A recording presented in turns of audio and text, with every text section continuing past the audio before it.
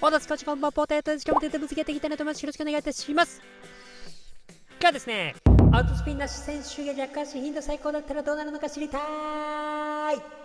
やっていきたいなと思います。前回の動画見ていただいたでしょうかね。前回ネドベドでね、逆足頻度をやってきたんですけども、ネドベドがね、アウトスピン持ちだったわけですよね。で、今回はこのアウトスピンがない状態でどうなるのか、どう変わっていくのかを見ていきたいなと思います。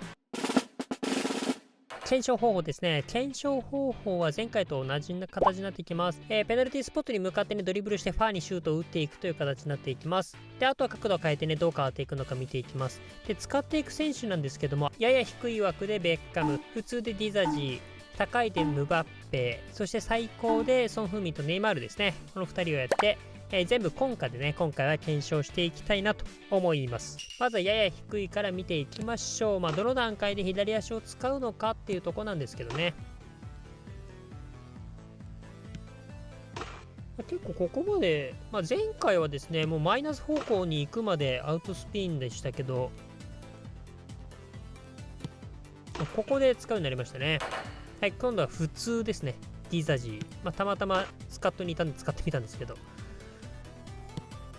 はい。ベッカムよりちょっとね、角度は甘くてもいけたって感じですね。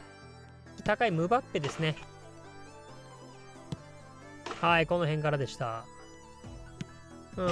最後、最高ですね。最高に関しては見てください、これ。はい、ということで、ちょっとリプレイしていきますけども、シュート打つ瞬間にですね、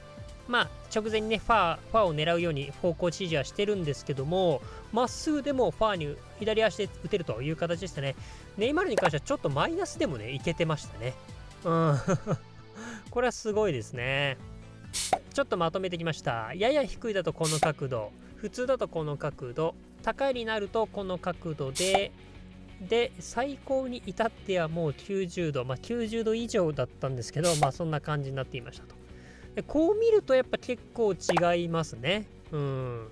アウトスピンの時とはちょっとわけが違いますね。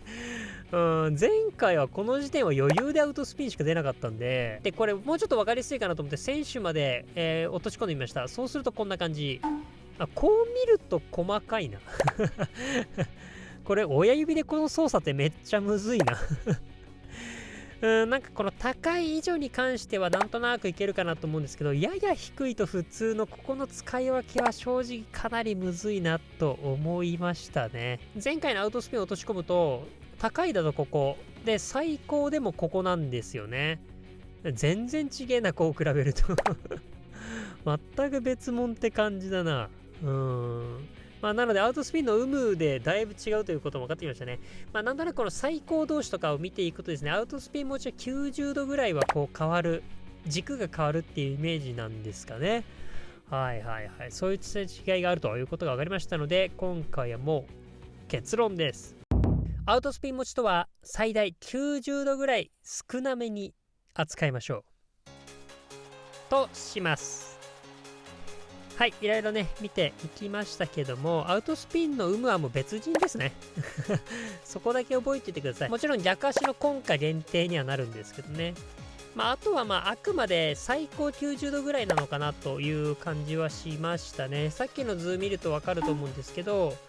これ以上後ろ向いちゃうとですね、そもそもシュート打てないって形になってきますから、普通以下とかのアウトスピンはもしかしたらあんま変わんないのかもしんないですかね。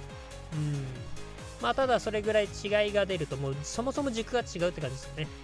で、逆にこれ言えることは、逆足使いたい選手にアウトスピンつけない方が良いということと、逆足だと低い選手には積極的にはつけてあげてほしいなっていう感じはしました。いずれにしてもですね、モーション直前の体の向きが大事なんです。この画像を参考にしてみてください。あくまで参考資料程度にね、例外ももちろんいくらでもあるかなと思いますから、その辺は参考にしてみて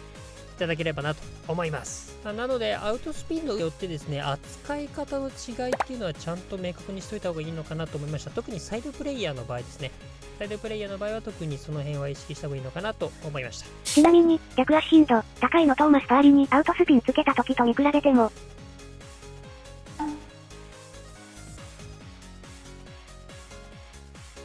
今回の結果を裏付ける形となった。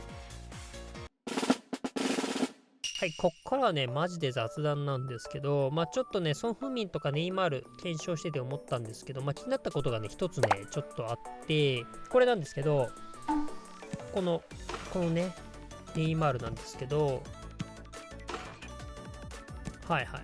これね、固有モーションなんですよね。あ、そうか、ネイマール固有モーションあるんだっけとかちょっと思ってまして、で、これね、ちょっとやっていくときに、ちょっと発動条件もちゃんとあったんですけど、こんな感じでファー打ってもね、これ発動しないんですよね。要はですね、前回、久保くんの今回やったんですけど、この時のやつが、この時は体の方向の右斜め前だったんですけど、これが左右逆だったのかなという形で、左斜め前ですね、体の向きの左斜め前ということで、今回ね、これで発動したのかなと思います。もちろんソン・フンミンだと出ない、ネイマール出ないじゃ出ないんですけど、言われてみればね、確かにあった気もするんですけど、なんかあとメッシュとかもあったんでしたっけ？なんか詳しい人いたら教えてください。はい、ということでいかがだったでしょうか。皆さんこの結果どう思いますでしょうか。皆さんのご意見ご感想クレーム等々あればですね、コメントで教えていただければなと思います。年内3万人を目指しておりますので、この動画良かった、参考になった、面白かったなと思った方はですね、高評価、チャンネル登録をしていただけるとすごく励みになります。どうぞよろしくお願いいたします。はい、ということで逆足頻度やってきました。絡めてね、アウトスピンのこともやってきましたけど、アウトスピンとか、あとは逆足頻度、ここによってですね、扱い方もだいぶ変わってくるのかなと思いましたので、その辺は参考にしてみてください。はい、ということで今日の動画ね、これで終わりたいなと思います。また次回の動画でお会いしましょう。バイバイ。